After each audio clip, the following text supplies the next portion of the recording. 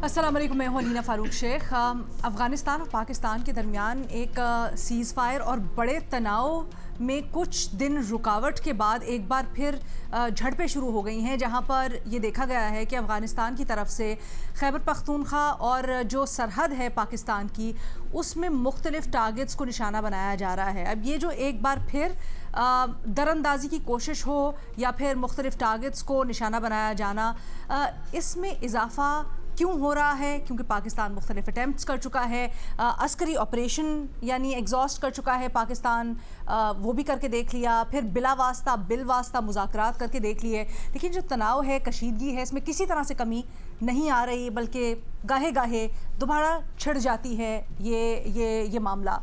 क्या हल हो इसका? क्या इक़दामात करने चाहिए जिससे तनाव कम हो सके या इसका कोई हल निकल सके? अपने तज्ज़ियाकारों से जानते हैं। हमें ज्वाइन करें इस डिस्कशन के लिए एजाज़ सैयद साहब, इरशाद भट्टी साहब, मज़हर अब्बास साहब मेरे साथ स्टूडियोज़ में मौजूद हैं, बेनज़ीर शाह साहब अभी हमारे साथ हैं। इरशाद भट्टी साहब, आप कहिएगा सर, ये हमने देखा कुछ मुख्तसर सा इसमें वक्फ़ा आया, लेकिन एक बार फिर अब ये सिलसिला तेज़ी पकड़ रहा है, शिद्दत पकड़ रहा है क्रॉस बॉर्डर एक्सचेंज का। इस वक्त इसमें तेज़ी की वजूहात आप क्या समझते हैं, और फिर क्या इसका कोई मुस्तकिल हल है? बदकिस्मती से आप बिल्कुल ठीक कह रही हैं। यही बात है कि कुछ अरसे के लिए अमन हुआ और फिर से चीज़ें ख़राब होना शुरू हो गई हैं, और इस मसले का मुस्तकिल हल है। कई बार पहले भी बता चुका हूँ, आज फिर बताऊँगा, लेकिन बात शुरू करने से पहले ये ज़रूर ज़हनों में रखिए कि अब इसराइल, भारत और अफ़गान हुकूमत का गठजोड़ है पाकिस्तान के ख़िलाफ़, और उनके फ्रंट मैन हैं ये दहशतगर्द तंजीमें। तो लिहाजा ये जो ज़बान समझते हैं उसी ज़बान में इनको जवाब मिलना चाहिए। लेकिन बात शुरू करने से पहले मैडम शेख, मैं पूछना चाहता हूँ हुकूमत से कि अफ़गान महाजरीन को जो वापस भिजवाया जा रहा था उसका क्या बना है, बात कहाँ तक पहुँची है। मैं पूछना चाहता हूँ हुकूमत से कि दुनिया भर में अफ़गानी जो जालीपन से हमारे पासपोर्ट और शनाख्ती कार्ड को बदनाम कर रहे थे, मतलब हमारे पासपोर्ट और शनाख्ती कार्ड बनवा कर पाकिस्तान को बदनाम कर रहे थे, इसके ख़िलाफ़ एक क्रैकडाउन शुरू हुआ था, वो मामला कहाँ तक पहुँचा। और मैडम शेख, हमने दहशतगर्दी हमलों तक बाइकॉट किया हुआ था अफ़गान हुकूमत का, मुआशी और तिजारती, और सरहद सील की हुई थी, तो उसका मामला कहाँ तक पहुँचा। और मैडम शेख, जहाँ तक इस बात का ताल्लुक़ है कि तनाव ख़ात्मे के लिए क्या इक़दामात करने चाहिए, जो आपका सवाल है और जो आपने अभी ज़िमनी सवाल किया, उसका एक और आसान लफ्ज़ों में हल है कि दहशतगर्दी ख़ात्मे तक, जब तक अफ़गान सरज़मीन हमारे ख़िलाफ़ इस्तेमाल होती रहती है, हमारा अफ़गानिस्तान से, अफ़गान अवाम से कोई झगड़ा नहीं है। वो हमारे भाई हैं, हमारे पड़ोसी हैं, लेकिन वहाँ 20-21 दहशतगर्द तंजीमें मौजूद हैं, और जब तक दहशतगर्दी हमारे ख़िलाफ़ होती रहेगी, जब तक वो दहशतगर्द तंजीमें अफ़गानिस्तान से पाकिस्तान पर हमलावर होती रहेंगी, तब तक हमें अफ़गानिस्तान का मुआशी, तिजारती और सफारती बाइकॉट करना चाहिए, और तब तक दहशतगर्दी के ख़ात्मे तक मुकम्मल सरहद सील करनी चाहिए, और दहशतगर्दी के ख़ात्मे तक हमें ऑल आउट जाना चाहिए दहशतगर्दों के ख़िलाफ़ और दहशतगर्द ठिकानों के ख़िलाफ़ जो हम जा रहे थे। ये जो सीज़ फायर है, ये जो वक्ती जंग बंदी है, ये मसले का हल नहीं है। हम समझा कर थक गए, हम मुज़ाकरात कर के थक गए। यूरोप, अमेरिका और बरतानिया, सिर्फ हम नहीं, यूरोप, अमेरिका और बरतानिया कह चुके कि अफ़गानिस्तान में दहशतगर्द तंजीमें मौजूद हैं। अक़वाम मुत्तहिदा मतलब सलामती कौंसल में बात हो चुकी कि अफ़गानिस्तान में दहशतगर्द जो हैं वो पूरे ख़ित्ते के लिए ख़तरे का बायस हैं। लिहाजा हमें ईरान, चीन और वस्ती एशियाई रियासतों को मिलाकर मुकम्मल तौर पर ऑल आउट जाना होगा इन दहशतगर्द तंजीमों के ख़िलाफ़। और जैसा मैंने अभी कहा कि इसराइल, भारत और अफ़गानिस्तान का गठजोड़ हो चुका है, बहुत सारे सबूत हैं हुकूमत पाकिस्तान के पास, रियासत पाकिस्तान के पास। इन्होंने हर फोरम पर ये सबूत भी दिए, अफ़गान हुकूमत को भी सबूत दिए और बताया कि यहाँ जो आप सारे मिलकर हम पर हमलावर हो रहे हैं, तो ना सिर्फ पूरी दुनिया को बताएं कि ये क्या हो रहा है, बल्कि जो हमारे अमेरिका से अच्छे तल्लुकात हैं उनको भी इस्तेमाल करें इस दहशतगर्दी के ख़िलाफ़ और इन दहशतगर्दों के ख़िलाफ़। सीज़ फायर, बातचीत, मुज़ाकरात, ये चलने वाला काम नहीं है। आल आउट जाएं दहशतगर्दों के खिलाफ और दहशतगर्दी के खिलाफ, यही वो ज़बान समझते हैं दहशतगर्द, और इसी से मसले का हल निकलेगा।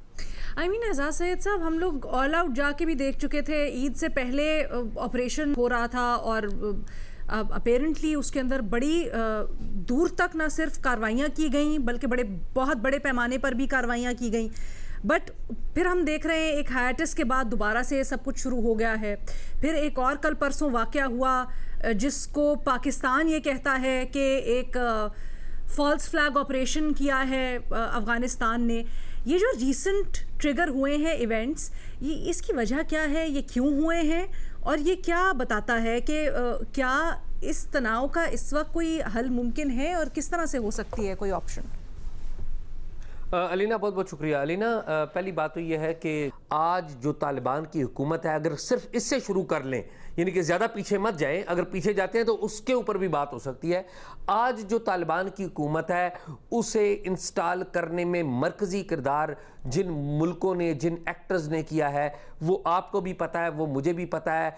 हमारी जो एग्जेक्टिव है, हमारी हुकूमत के सरबराह ने पार्लियामेंट के अंदर खड़े होकर क्या तकरीरें की थी, हमारे हुकूमत के हों लोग उस वक्त की या अपोजिशन के लोग हों, किस तरीके से तालिबान को हीरो बनाकर पेश करते रहे और उन्होंने आके क्या पॉलिसी अपनाई, ये मेरे और आपके सामने है। 26 अप्रैल को यहाँ पर दहशतगर्दी हुई है, आपने और मैंने देखा। 29 अप्रैल को यहाँ पर दहशतगर्दी ख़त्म हुई, दहशतगर्दी के वाक़यात हुए हैं हमारे खैबर पख्तूनख्वा में, वो मैंने और आपने देखा। ये जो दहशतगर्दी हो रही है उसके एक्सटर्नल रीजंस भी हैं और उसके इंटरनल रीजंस भी हैं।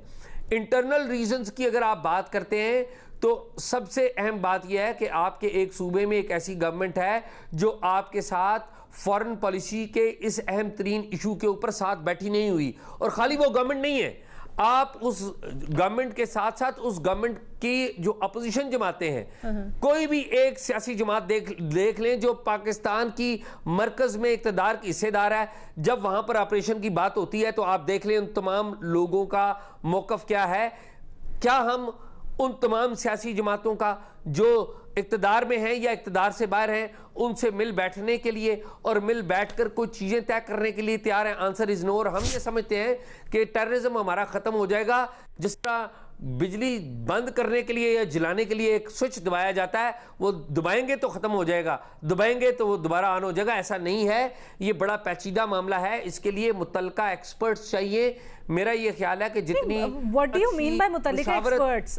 ये जो आप मुशावरत की कमी, मुतल्लिका एक्सपर्ट्स की बात कर रहे हैं ना, इसको थोड़ा सा ब्रीफली एज पॉसिबल बट थोड़ा सा इलेबोरेट कीजिएगा, क्योंकि हमने देखा मुख्तलिफ थिंक टैंक्स ने तो इस बात का भी इजहार किया कि पाकिस्तान ने जो ऑपरेशन किया है इसकी वजह से खुदकुश हमलों में कमी आई है। इस बात का भी इजहार किया गया कि पाकिस्तान ने जो स्टेप्स लिए हैं रिसेंटली उसके कुछ ना कुछ दहशतगर्दी मुल्क में कमी हुई है। 2018 से ऑनवर्ड वहां पर नूर वली महसूद बैठे हुए हैं, वो टारगेट नहीं हो सके।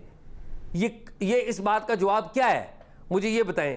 अगर वहां पर आप कार्रवाई करते हैं और देखें वो भी दूधों धुले नहीं हुए, वो भी पाकिस्तान के बारे में जब प्रोपेगेंडा किया जाता है तो वो आगे आगे होते हैं, इसमें कोई डाउट नहीं है। ये मैं तालिबान की बात कर रहा हूं और वो भरपूर प्रोपेगेंडा करते हैं।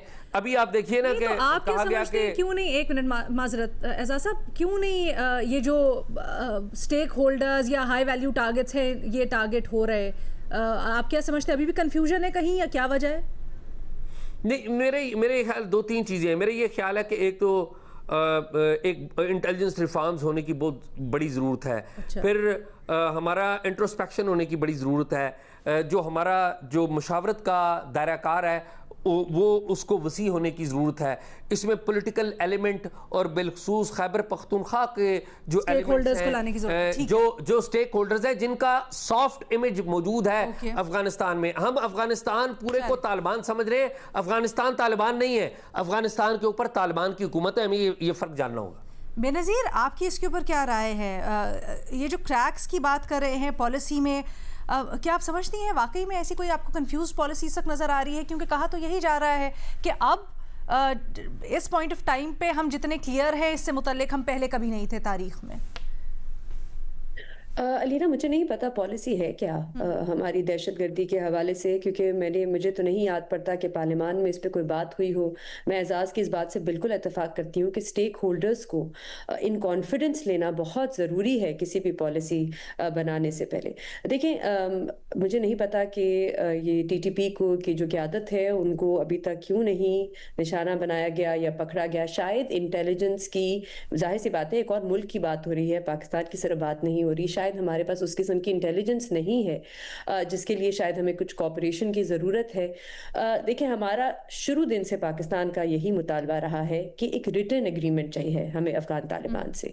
जैसे 2020 में दोहा एग्रीमेंट हुई थी अमेरिका और अफगान तालिबान के दरमियान, और मेरे ख्याल से ये एक दुरुस्त मुतालबा है। लेकिन हमने देखा है कि जो अफगान तालिबान है उनके रवैये में, उनकी सोच में, बातचीत से भी, ऑपरेशन भी करके कोई ख़ास तब्दीली नहीं आई। हमने बहुत से ममालिक जो हैं उनके ज़रिए बातचीत करने की कोशिश की है, टर्की है, कतर है, सऊदी अरेबिया। अभी इस महीने हम चाइना भी गए, वहाँ पे बातचीत हुई, जिसके बाद अफगान तालिबान ने कहा कि बड़ी पॉजिटिव डेवलपमेंट है।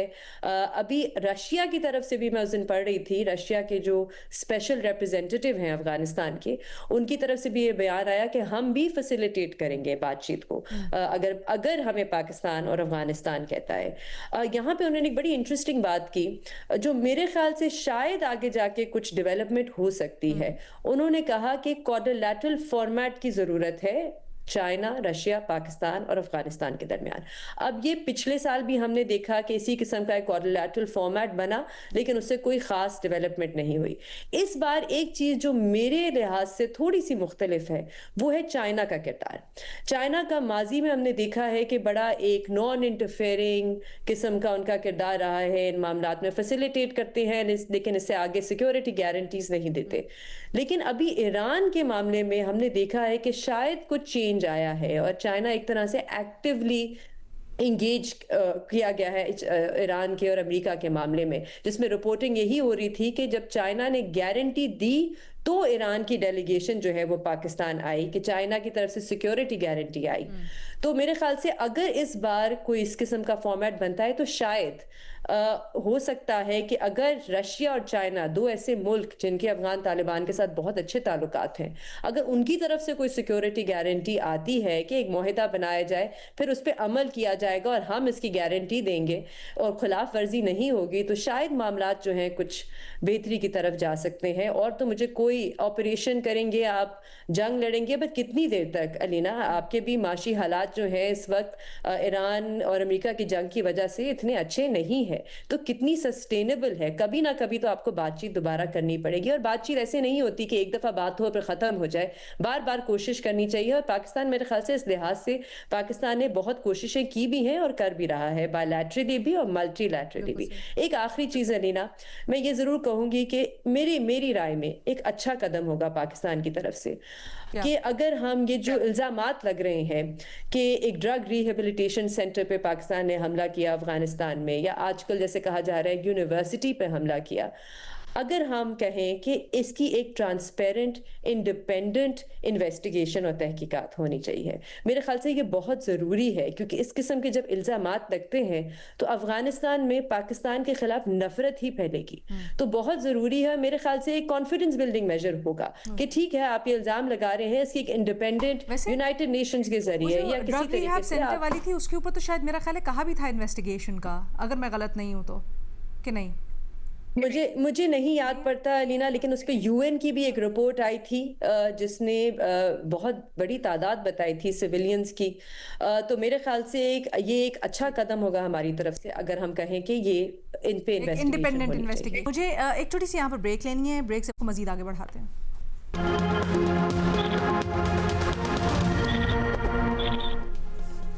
Welcome back. पाकिस्तान और अफगानिस्तान के दरमियान एक बार फिर कशीदा हालात देखे जा रहे हैं। तनाव में कमी किस तरह से लाई जा सकती है ऐसे हालात में जब तकरीबन तमाम ही ऑप्शंस एग्जॉस्ट करके देख लिए गए? मज़ा साहब देखिए, एक तो चीज़ ये है कि हम अफ़गान तालिबान के हवाले से बात करते हैं और फिर तहरीक तालिबान के हवाले से बात करते हैं। ये अच्छी बात है कि अब स्टेट के अंदर कुछ क्लैरिटी आई है कि अफ़गान तालिबान और तहरीक तालिबान मोर और लेस एक ही वो हैं, वरना पहले ऐसा नहीं था। पहले इस तरह की क्लैरिटी हमें नज़र नहीं आती थी। असल चीज़ ये है कि जो आपकी सेटल्ड और अनसेटल्ड एरियाज़ हैं पाकिस्तान के अंदर, जो अब फॉर्मर फाटा आप ले लें, वहाँ जब आपने क्लियर किया शमाली वज़ीरिस्तान, जनूबी वज़ीरिस्तान इनको, तो उसके बाद आपने वहाँ के लोगों से कुछ वादे किए थे। इवन सवात में ले लें, जब आपने सवात ऑपरेशन क्लियर किया था तो वहाँ बाकायदा वादे किए गए थे बहुत से कि आप निज़ाम अदल कायम करेंगे, आप इस तरह का निज़ाम लेकर आएंगे। वो हमें नज़र ये आता है कि वो चीज़ें नहीं हुई उस तरह। तो जब तक आप लोगों को अपने साथ नहीं मिलाएंगे, देखिए आवाम की सपोर्ट बहुत ज़रूरी होती है। और इस तरह के कॉन्फ्लिक्ट के अंदर जहां हमें ये नज़र आता है कि अफ़गानिस्तान पाकिस्तान के बहुत से इलाके ऐसे हैं कि जहां एक वक्त में कम से कम उनके लिए एक हमदर्दी पाई जाती थी, जिसके बारे में ज़ाहिर है उस वक्त की जो बहुत सी सियासी जमातें हैं जब उनके ख़िलाफ़ खड़ी हुई तो उनको मारा गया। ANP की मिसाल हमारे सामने है। इसी तरह आज भी अगर आप देखें तो बहुत सी सियासी जमातों को आपको मिलाना पड़ेगा। देखिए दोनों चीज़ें साइमल्टेनियसली चलती हैं। आपको यहाँ बहुत सी, आप भले PTM ले लें, आप ANP ले लें, आप इवन JUI ले लें, तो एक तरफ तो ये होता है कि आप एक बात में आपकी क्लैरिटी होनी चाहिए कि जी कम वोट में दहशतगर्दी किसी भी तरीके से काबिल कबूल नहीं होगी, चाहे वो पाकिस्तान के अंदर हो या पाकिस्तान के बाहर से पाकिस्तान के ख़िलाफ़ हो। इसमें क्लैरिटी आप आनी चाहिए। आपने नेशनल एक्शन प्लान बनाया था ना, एक नहीं हुआ ना उस पर अमल दरामद। तो चीज़ ये है कि आज जब नई अफ़गान गवर्नमेंट आई, हमने देखा तो उसको ज़ाहिर है हमने उसको एक अच्छी निगाह से, और हमने वेलकम किया था उस चीज़ को, अपने हमसे मुराद पाकिस्तान ने उसको वेलकम किया था। तो ऐसी क्या चीज़ें हैं कि उसके बाद सूरत हाल बिगड़ती चली गई और फिर हमने बाकायदा फुल फ्लेज ऑपरेशन भी किया और अभी भी हमें उसके वो नताइज नहीं मिल रहे, क्योंकि हम खुद हमारे यहाँ बहुत इस हवाले से कि हमने देखा है कि जिस तरीके से अफगान बॉर्डर क्लोज़ हुआ, उससे जहाँ आपको कुछ फ़ायदा हुआ वहाँ नुकसानात भी हुए। और नुकसान ये कि वहाँ के जो लोकल्स हैं वो ये परेशान है कि उनकी एक तजारत का ज़रिया बंद हो गया। तो क्या हमने उनको कोई ऑल्टरनेट दिया उस चीज़ का? ये वो चीज़ें हैं जो बहुत ज़रूरी होती हैं एक ऐसे ऑपरेशन में कि जहां आपको ये नज़र आता है कि कहीं ना कहीं उनको किसी ना किसी वक्त में लोकल्स की हिमायत हासिल रहती है। तो मेरा ख़्याल में अफ़गानिस्तान में ये टेंशन होती रहेगी, कम होती रहेगी, लेकिन आपकी पॉलिसी में बहुत क्लैरिटी आनी चाहिए। जैसे हमने ये बात की और बारहा ये बात की कि बलूचिस्तान का मसला भी बहुत पेचीदा है। वहाँ भी जहाँ आप ऑपरेशन करें दहशतगर्दों के ख़िलाफ़, मिलिटेंट्स के ख़िलाफ़, वहाँ पॉलिटिकल प्रोसेस नहीं रुकना चाहिए। हमने बलूचिस्तान में पॉलिटिकल प्रोसेस को बिल्कुल जाम कर दिया। इसी तरह खैबर पख्तूनख्वा में हम सियासी जमातों को इंगेज कर ही नहीं रहे, हम सिविल सोसाइटी को इंगेज कर ही नहीं रहे। वरना आप अगर मुश्तरका तौर पर और इवन अवामी सतह पे आप फाटक से के इलाकों में जो वादे किए थे आपने, क्या आपने वो वादे पूरे किए उनसे? क्या उनको उतना फंड्स मिल रहा है? क्या वो उस तरह की डेवलपमेंट वहाँ हो रही है कि जिसके ताकि कॉन्फिडेंस लोगों का आप पे बढ़े? ठीक है। तो अवाम की सपोर्ट के साथ जब आप जाएंगे तो आपको ज़्यादा हिमायत भी मिलेगी और ख़ुद यहाँ जो दहशतगर्द तंजीमें हैं जिनको कहीं ना कहीं से अफ़गान तालिबान की सपोर्ट भी रहती है और कहीं ना कहीं उनका माजी इस तरह का रहा है, तो वो सपोर्ट कम होती चली जाएगी और फिर आप ज़्यादा मौसर अंदाज में ऑपरेशन भी कर पाएंगे और इशू को रिजॉल्व भी कर पाएंगे। भट्टी साहब काफ़ी देर से कुछ कहना चाह रहे हैं। मैडम शेख, मैंने सारों की बातें सुनी, इनमें वज़न है, बिल्कुल ठीक, बहुत सारी बातें हैं, लेकिन सवाल ये पैदा होता है कि माना कि हमने गलतियां की, हमने ब्लंडर्स किए, लेकिन अगर आज हुकूमत और रियासत इन गलतियों को ख़त्म करना चाह रही है या इनका अजाला करना चाह रही है, तो क्या हमें नहीं करना चाहिए इन गलतियों का अजाला? दूसरा, हमने अफ़गान बशिंदों को रखा, हमारे भाई थे, मुश्किल वक्त था, बिल्कुल ठीक था, लेकिन अब उनकी हुकूमत आ गई है तो क्या उनको वापस नहीं जाना चाहिए? और क्या पूरी दुनिया में ये रवाज या दस्तूर नहीं है कि वापस जाएं अपने मुल्क? हमने उनके लिए अपना कल्चर तबाह किया, हमने उनके लिए अपने जो बुराइयां आईं इसके बाद या जो कुछ हुआ हमारे मुआशरे में वो सब के सामने है। तीसरी बात, मेरे समेत हम सब ने सेलिब्रेट, या बहुत सारों ने सेलिब्रेट किया जब तालिबान हुकूमत आई कि ये हमारी अपनी हुकूमत आ गई। लेकिन क्या अगर वो हमारी अपनी हुकूमत नहीं निकली, वो भारत और इसराइल के साथ जाकर उन्होंने गठजोड़ कर लिया, तो क्या हम अभी तक उस पे कायम रहें? पॉलिसी बदलनी नहीं चाहिए, फैसले से रजू भी किया जाता है, माजरतें भी की जाती हैं और इंसान अपनी गलतियों से सीखता है। तीसरी बात, हमने गुस्सा नहीं निकाला। ये एक बड़ा बारीक सी लाइन है कि हम कोई गुस्सा नहीं निकाल रहे कि आप वापस अपने मुल्क चले जाएं। ये गुस्सा नहीं है।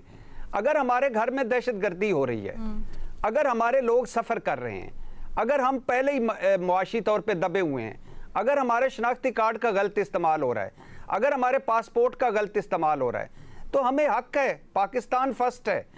फिर आखिरी बात के मुशावरत की कमी, बिल्कुल ठीक कह रहे हैं, मुशावरत की कमी है, मुशावरत होनी चाहिए और स्टेक होल्डर्स के साथ होनी चाहिए। कह चुका हूं कि बलूचिस्तान में वो लोग नहीं जो पहाड़ों पर चढ़े हुए हैं, वो लोग जो नाराज़ हैं उनसे भी मुशावरत करें।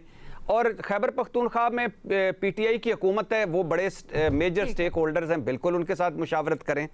लेकिन इस मुशावरती अमल को क्या ये जब हमारे अंदर की ये जो रास्ता एक ही, रास्ते दो हो सकते हैं, मंजिल एक है, तो माना कि मंजिल हमारे रास्ते दो हैं, मगर अल्टीमेट कोई एक बंदा मुझे बता दें पूरे पाकिस्तान में जो इस बात के हक में हो कि दहशतगर्दी अगर अफगानिस्तान से होती है हमारी सरजमीन पर तो वो होती रहनी चाहिए, इसके खिलाफ तो ऑल आउट जाना चाहिए ना। और पॉलिसी है क्या? पॉलिसी, आखिरी दो जुमले मैडम शेख, इस पे बड़ा सवाल होता है कि पॉलिसी है क्या? पॉलिसी यही है कि ऑल आउट जाना है दहशतगर्दों के खिलाफ। और टीटीपी की आदत को क्यों नहीं हम टारगेट कर सके? अमेरिका, बरतानिया, यूरोप अपने हदफ को साला साल उन्हें लगते हैं टारगेट करने के लिए। हम भी कोशिश कर रहे हैं, जब हो जाएगा तो हो जाएगा, लेकिन कोशिश तो जारी रखनी चाहिए। ठीक है, मजीद बात करते हैं ब्रेक के बाद। Welcome back. हम बात कर रहे हैं अफगानिस्तान पाकिस्तान के दरमियान एक बार फिर झड़पों का सिलसिला छिड़ गया है और ये जो तनाव है रीसेंट, ये और ऑब्वियसली जो मेन बुनियादी इशू है दहशतगर्दी का मामला अटका हुआ है, इसके ऊपर कैसे क्या इकदाम किए जा सकते हैं, कैसे काबू पाया जा सकता है, ये सब कुछ हम डिस्कस कर रहे हैं। मैं साहब पहले कुछ ऐड करना चाहते हैं। पहली चीज़ ये कि हम चाइना को ज़्यादा इंगेज कर सकते हैं क्योंकि चाइना का भी अफगानिस्तान में इंटरेस्ट बहुत बड़ा है और चाइना एक रोल प्ले कर सकता है। दूसरी बात ये कि ये इस पर तो कभी भी कोई भी दो राय नहीं है, कभी भी पहले भी दो राय नहीं थी, और कम से कम लोगों की सतह पे कि जी दहशतगर्दी को ख़त्म किया जाए। अब दहशतगर्दी को ख़त्म करने की डेफिनेशंस मुख्तलिफ रही हैं हमारे यहाँ। मैं अनफॉर्चुनेट कह रहा हूँ कि अनफॉर्चुनेटली हमारे यहाँ पिक एंड चूज़ किया गया इसमें। अब अगर आपकी क्लैरिटी आई है तो आप तय कर लें, लेकिन जब पीपल्स लोगों को साथ मिलाने की बात करता हूँ तो वो बेसिकली ये है कि उन इलाकों में जो बहुत डिप्राइव्ड रहे हैं और वो ज़ेरे असर रहे हैं, टीटीपी के ज़ेरे असर भी रहे हैं, दीगर ग्रुप्स के भी, वहाँ लोग रिलीफ चाहते हैं। हम अनफॉर्चुनेटली लोगों को उस तरह का रिलीफ नहीं दे पा रहे। जब तक आप लोगों को, और ख़ास तौर पे बॉर्डरिंग अफगानिस्तान जो है, ये इम्पॉर्टेंट बात है जब आप ये कहते हैं कि पहले ये जो बुनियादी इशू है इसको सॉल्व करेंगे बाकी। कि अभी हम यहाँ पर बात कर रहे थे इसी से जुड़ी हुई कि मुख्तलिफ ममालिक की मदद हम ले सकते हैं, ख़ासकर जो खित्ते के अंदर बड़े स्टेक होल्डर्स, चाइना, ईरान अब बेहतर ताल्लुकात हो रहे हैं, रशिया ख़ास तौर पे। चाइना और रशिया को किस तरह से इंगेज करके क्या लगता है कि अगर इस राह पे चला जाए तो कुछ इसके बेहतर नताइज हो सकते हैं? साहब, भट्टी साहब, बेनज़ीर अगर सुन सकते हैं। देखिए, पहली चीज़ ये कि इंटरनली जो आपके यहाँ जो मुख्तलिफ दहशतगर्द तंजीमें हैं उनके ख़िलाफ़ आपने एक मौसर ऑपरेशन करना है, क्लैरिटी लानी है। एक्सटर्नली अफ़गानिस्तान की सिचुएशन को, अफ़गान तालिबान को किस तरह रोकना है, किस तरह उनको ये बताना है कि पाकिस्तान आपके यहाँ से पाकिस्तान में दहशतगर्दी है, उसके लिए आप चाइना, ईरान, इन ममालिक को इन्वॉल्व कर सकते हैं। ओके, आई थिंक हमारा बेनज़ीर से भी राब्ता मुनक़ता हो गया है जी। सो प्रोग्राम में वक्त भी ख़त्म हो गया है हमारों की, आपने गुफ्तगू मुलाहिज़ा की। भट्टी साहब का थोड़ा सा मुख्तलिफ पॉइंट ऑफ व्यू, वो समझते हैं कि अस्करी ऑप्शन ही वाहिद ऑप्शन है और इसका क्लैरिटी मौजूद है, लेकिन बेनज़ीर एजाज़ इससे इत्तफाक नहीं करते, कहते मज़ीद इसमें ट्रांसपेरेंसी, और मदद साहब कहते हैं कि जी ये सारी ऑप्शंस एक साथ लेके चलने की ज़रूरत है। विद दैट हमें इजाज़त दें, अल्लाह हाफ़िज़।